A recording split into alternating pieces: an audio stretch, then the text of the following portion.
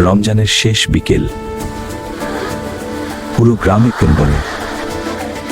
বাবা, আজ যদি চাঁদ দেখি তাহলে কাল কি সত্যি ঈদ হবে? আমি অনেক দিনের অপেক্ষাছি। হ্যাঁ বাবা, যদি আজ চাঁদ দেখা যায় তাহলে কাল ঈদ, তাই সবাই এত আনন্দে অপেক্ষা করছে। গ্রামের ছোট বড় সবাই ঘরের বাইরে এসে আকাশের দিকে তাকিয়ে আছে। আমি সবার আগে চাঁদ দেখব। আমি চাঁদ দেখলেই চিৎকার করে সবাইকে বলবো। কিন্তু আকাশে কিছু মেঘ জমে গেছে, চাঁদ দেখা যাবে কিনা সবাই একটু চিন্তায় পড়ে গেল। বাবা, যদি মেঘের কারণে চাঁদ না দেখি তাহলে কি ঈদ হবে না? না রিয়ান, ঈদ অবশ্যই হবে। চিন্তা করো না বাবা, আল্লাহ চাইলে অবশ্যই চাঁদ দেখাবে। আমরা দোয়া করি। সবাই আকাশের দিকে তাকিয়ে চুপচাপ অপেক্ষা করছে। সময় যেন ধীরে ধীরে চলতে লাগলো। হঠাৎ করে মেঘ একটু সরে গেল, আকাশটা পরিষ্কার হতে শুরু করলো। সবাই আরো মনোযোগ দিয়ে তাকিয়ে রইল। দেখো দেখো,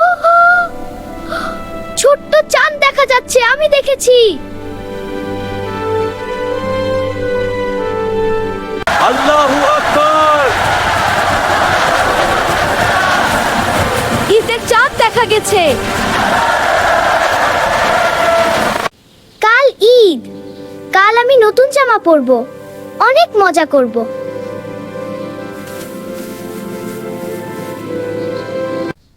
হ্যাঁ, কিন্তু মনে রেখো, ঈদ শুধু আনন্দ নয়, আল্লাহর প্রতি কৃতজ্ঞতাও।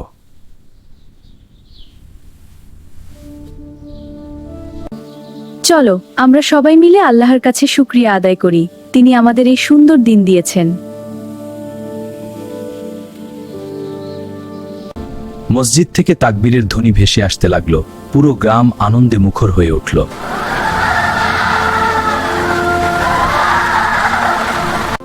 আলহামদুলিল্লাহ ইয়া রাব্বাল আলামিন। শুকরিয়া আল্লাহ। সবাই আল্লাহর কাছে শুকরিয়া আদায় করলো। আমিন ইয়া রব্বাল আলামিন। আগামীকাল আমরা অনেক মজা করব।